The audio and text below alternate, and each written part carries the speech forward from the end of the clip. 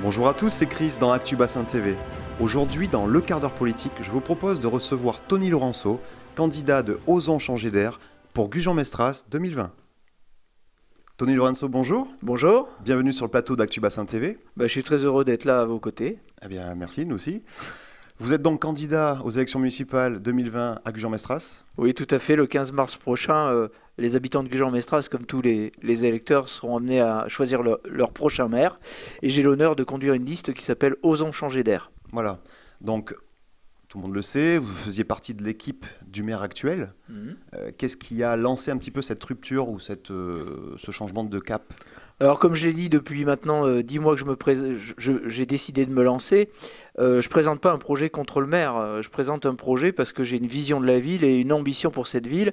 Je fais un constat qui, certes, est on va dire exigeant et un peu dur pour la majorité en place, mais si j'ai quitté cette majorité, c'est parce que j'y étais depuis 2014, arrivé sur mon expertise secteur public, puisque je suis un conseil national des collectivités. On a été engagé sur une liste qui s'appelait une dynamique durable pour Gujan-Mestras et le constat aujourd'hui c'est qu'on n'a pas vraiment respecté nos engagements. On a détruit l'équivalent de 15 terrains de foot depuis 6 ans chaque année. On vient de perdre 2 classes maternelles, on a 1700 chômeurs de longue durée. Et j'en passe, j'aurais envie de dire, des bonnes et des meilleures. C'est-à-dire qu'aujourd'hui, pour moi, le constat est sans concession. C'est-à-dire que là où tout le monde nous dit que tout va dans le meilleur des mondes possibles, moi, je constate qu'on a une ville qui aujourd'hui est en train de devenir une cité dortoir. Et moi, je veux lutter contre ce phénomène-là. Je veux agir dans tous les domaines qui vont faire que cette ville redevienne ce qu'elle était il y a encore 25 ans. Moi, je suis un enfant du pays, je suis arrivé à 2 ans et demi dans cette commune. J'ai connu un Gujan qui était rayonnant, qui était dynamique, qui était the place to be. Aujourd'hui, c'est loin d'être le cas. D'accord, donc vous citiez justement chez nos confrères de la Dépêche que oui, Gujan-Mestras est bien géré, mais ça manque de dynamisme, ça manque de... vous n'avez pas le même sens des priorités en termes d'évolution, que ce soit peut-être économique ou sur les travaux engagés. Alors, et effectivement, c'est pas tout à fait ce que j'ai dit. C'est-à-dire bien géré, c'est pas tout à fait le terme. La ville est gérée en bon père de famille, ce qui est pas tout à fait pareil.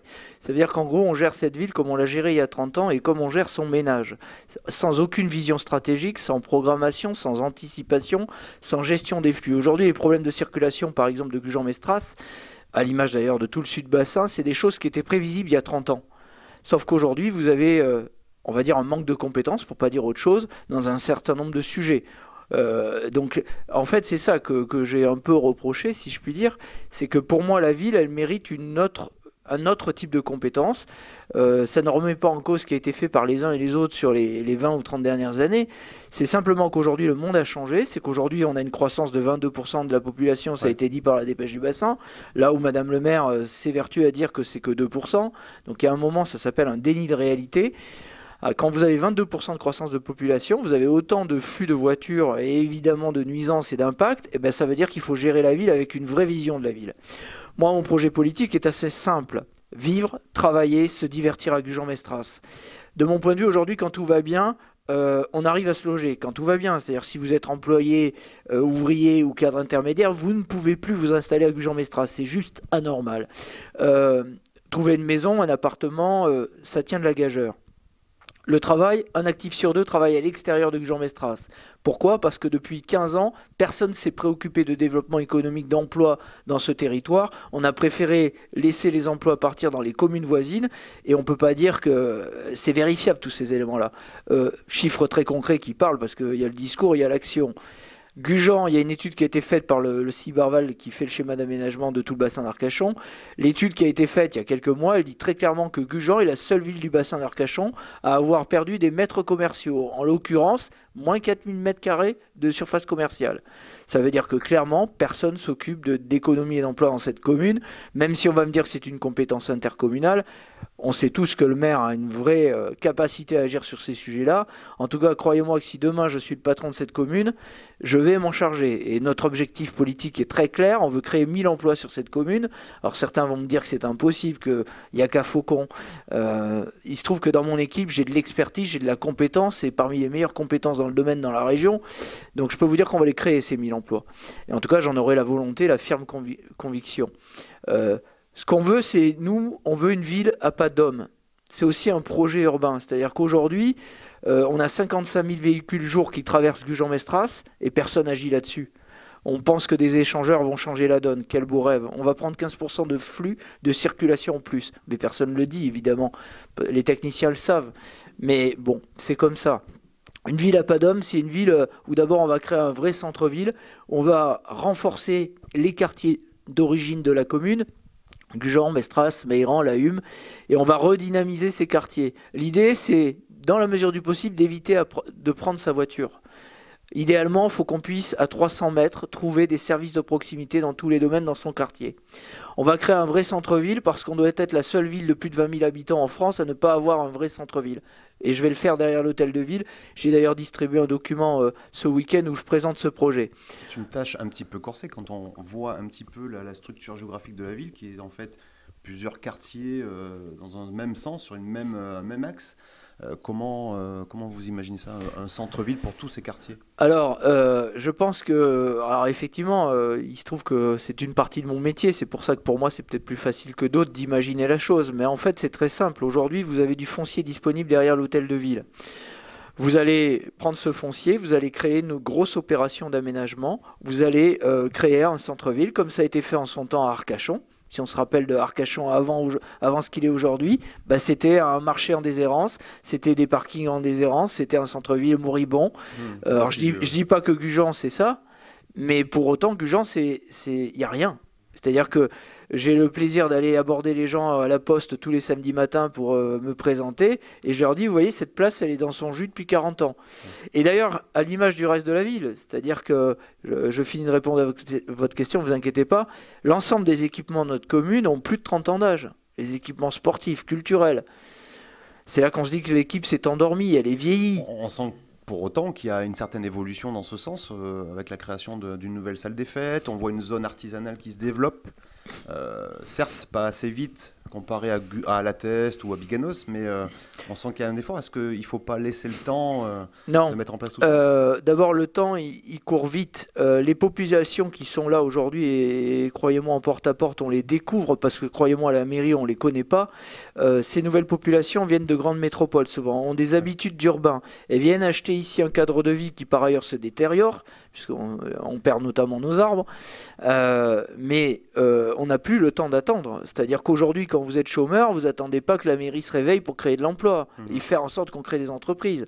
C'est pas parce que vous créez une zone artisanale, on va dire, de petit niveau. D'ailleurs, vous avez concédé la zone d'aménagement à un opérateur privé qui a mis 3 ans ou 4 ans à décoller la commercialisation. Alors là, effectivement, parce qu'on est à quelques mois des élections, on se réveille. Effectivement, on a créé des entreprises dans la zone d'activité, mais là, vous avez quoi? Du tissu de TPE à moins de 10 salariés. Ouais. Ça manque d'ambition, ça manque de vision. Encore une fois, on raisonne petit. La salle culturelle, c'est pareil. On soit pour ou contre, moi je ne donnerai pas mon avis sur ce sujet. Ce que je dis simplement, c'est que pour le coût qu'elle représente, on aurait pu faire un équipement multifonctionnel, multigénérationnel et qui soit occupé toute l'année. Aujourd'hui, on va dédier cette salle culturelle à une association locale très puissante et très importante. Alors certes, on va faire plaisir aux 350 membres de cette association, mais c'est à l'image de tout ce qu'on fait à Gujan, c'est-à-dire qu'on raisonne petit, on n'a pas d'ambition, et on fait du clientélisme, en veux-tu, en voilà.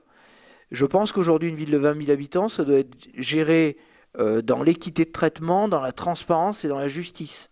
Tout en gardant son authenticité, parce que c'est vrai qu'on regarde sur le bassin, je pense notamment, si on parle de mouvements, de populations, de Parisiens, de Bordelais, qui se rapprochent plus de chez nous, essayer de garder cet esprit, parce qu'ils viennent là pour le côté authentique, le côté du bassin, les huîtres, tout ça. On peut développer une ville tout en gardant cet aspect-là. Ah ben, je peux vous dire, j'ai contribué à certaines, en tout cas.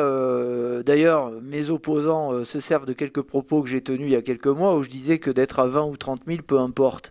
Effectivement, quand vous êtes un spécialiste, vous savez que le nombre d'habitants, c'est pas ça qui fait la ville. Ce qui fait la ville, c'est la manière dont on la voit, on la pense à 30 ans. Aujourd'hui, le problème, c'est qu'il n'y a pas de pensée sur cette ville.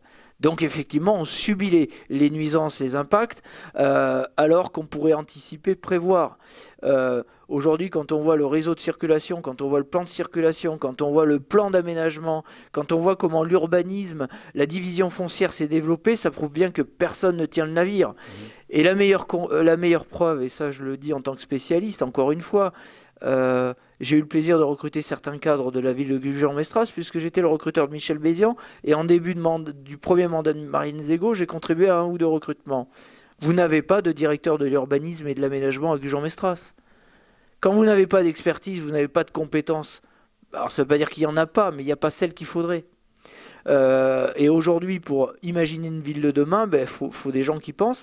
Et au moins, si ce n'est pas des gens internes, on fait travailler des bureaux d'études pour ça. Aujourd'hui, la technique maison, c'est de tenir la plume du stylo du bureau d'études que vous avez missionné. C'est pas trop ma vision des choses. Je pense que cette ville, alors je suis d'accord avec vous, il faut conserver le cadre de vie. Et d'ailleurs, les gens que j'interroge, ils sont venus pour un cadre de vie, mais en même temps, quand ils sont sur place, ils finissent tous par me dire... Ils espèrent avoir des services. Disons que la tentation difficile pour un élu aujourd'hui, enfin ce qui est compliqué à gérer, c'est de garantir un cadre de vie, des espaces verts, un endroit où on respire, où on a envie d'être heureux et de vivre avec sa famille, et en même temps d'avoir les équipements et les services de la modernité. Aujourd'hui, quand vous avez un actif sur deux, c'est tout bête. Vous avez besoin, par exemple, de garde d'enfants en horaire atypique. Pouvoir amener ses gamins très tôt le matin et très tard le soir. Ouais, même de plus en plus tôt le matin et de plus en plus tôt Exactement. le soir. Et c'est pareil, quand vous avez une gare, alors certes, elle a été rénovée, mais c'est pareil. Projet où on a joué petit bras. Oui. On aurait pu faire une vraie entrée de ville comme a fait Arcachon, avec toute l'opération qui a été faite autour du MAT, de la rénovation de la gare, du jardin botanique, etc. Ça c'est un projet de ville. Et ça, c'est un maire qui a une vision des choses. Nous, on se contente de mettre des sparadraps, des pansements, on rénove à petits bras. Et j'ai pris un exemple il y a quelques mois, ma première tribune dans le journal municipal, c'était on ne va pas réveiller la belle endormie à coup de 300 mètres de bitume. Ça voulait tout dire, c'est-à-dire qu'aujourd'hui, au lieu de construire des infrastructures, de rénover avec de l'ambition, avoir un vrai programme de rénovation des voiries, de l'éclairage public, etc., on rénove à coup de 300 mètres de bitume. En gros, c'est comme si on ne faisait rien. Et comme nous renvoient souvent les gens, ils ont l'impression qu'on détruit pour construire, pour redétruire, pour reconstruire dans le même mandat. Et ça, les gens en ont assez. Une des raisons pour lesquelles je me bats, c'est qu'on paye 25% de plus de fiscalité que toutes les villes de la même taille en France. Et ça dérange personne. Grâce au vote budgétaire de décembre à la communauté d'agglomération, j'ai été le seul élu à voter contre ce budget de 100 millions. Pourquoi ? Parce qu'on augmente la dette publique de près de 40 millions d'euros, ce qui veut dire que la dette par habitant va passer de 900 euros à 1600 euros. Et ce qui va surtout faire de la COBAS, et donc de nous tous, parce que ça on ne le dit pas assez, c'est nos impôts, on va être la 11e intercommunalité la plus endettée de France. Eh bien moi, je ne trouve pas ça normal. D'accord. Donc pour terminer, pour conclure, quelles sont aujourd'hui vos priorités dans cette campagne ? Quelles seront les premières actions concrètes que vous porterez sur le terrain à Gujan-Mestras ? Alors, si demain les Gujanais me font le plaisir d'être élus, je crois que la première des choses, c'est mener une grosse consultation avec l'ensemble des habitants et co-construire avec eux ce projet de ville. Alors certes, évidemment, on en a défini les grands éléments, sinon on ne serait pas là en train de se présenter. Nous, ce qu'on veut, notre projet, c'est oser une ville entreprenante, oser une ville qui soit solidaire et enfin oser une ville durable. En gros, on veut créer de l'économie, de l'emploi, des équipements, des services, du logement, et on veut tout ça que ce soit fait dans un cadre de vie où l'environnement est respecté, où l'urgence climatique est prise en compte et où on retrouve en fait cette ville à dimension humaine que vous évoquiez tout à l'heure, qui a gardé son caractère local, tout en offrant les services d'une grande ville. Ça, c'est très important. Et je pense qu'on peut concilier les deux avec sérénité, tranquillité. Je crois que je serai ce type de maire-là, en tout cas. Moi, je ne serai pas dans les jeux de scène. Je serai quelqu'un de mesuré, qui voit loin et qui, en même temps, sait agir à court terme local. La priorité, ce sera le centre-ville, Ce projet est important. À mon avis, il s'étalera sur 1 ou 2 mandats, à l'image d'ailleurs de ce qui s'est fait à Arcachon ou à La Teste. Ouais, c'est en cours. À Biganos, pardon. À Biganos, voilà. Et vous voyez, Biganos, ils ont fait quasiment 6 ans d'études. Ouais. Bon, nous, l'avantage, c'est qu'on a un peu d'avance sur les sujets et accessoirement quelques compétences. Donc ça, ce sera une priorité. La priorité, ce sera la solidarité. Vraiment, parce que je pense qu'en matière à Gujan, il y a beaucoup de choses à créer pour les plus jeunes, pour les plus âgés, parce qu'aujourd'hui, les plus âgés, notamment les plus modestes, on s'en occupe pas vraiment. Et moi, je veux vraiment agir là-dessus. Et puis enfin, je l'ai évoqué, l'emploi, le logement, ça, ce sera vraiment des priorités de mon équipe. Et j'ai les compétences autour de moi, j'ai une équipe soudée, mobilisée, issue de la société civile. On ne l'a pas évoqué apolitique, hein, on est sans étiquette, et on ne souhaite pas l'être. Vraiment, c'est notre combat. Nous, on est surtout des Gujanais qui ont envie d'être utiles à leur ville et de porter un projet pour les 2 prochains mandats. D'accord. Bah écoutez, merci beaucoup, Tony. Merci à vous tous. Campagne. À très bientôt. Au revoir. Au revoir. Oui, bonjour à tous. Tony Laurenceau, tête de liste Osons changer d'air. Je voulais simplement vous rappeler 2 dates importantes. Vous avez jusqu'au 7 février pour vous inscrire sur la liste électorale si vous ne l'avez pas fait. Donc je vous invite à aller le faire. Et deuxième chose, le premier tour, si vous avez envie qu'on change d'air en 2020, c'est le 15 mars.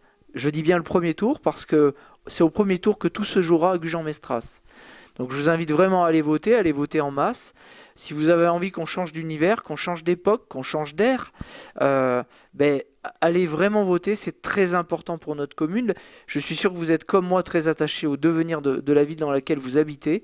En tout cas, moi, en enfant du pays, je tiens vraiment à ce qu'on change d'époque. Donc votez le 15 mars, rejoignez la liste Osons changer d'air. Merci. Si vous aussi vous êtes candidat pour les prochaines municipales 2020 sur une des communes du bassin d'Arcachon, nous vous donnons la parole.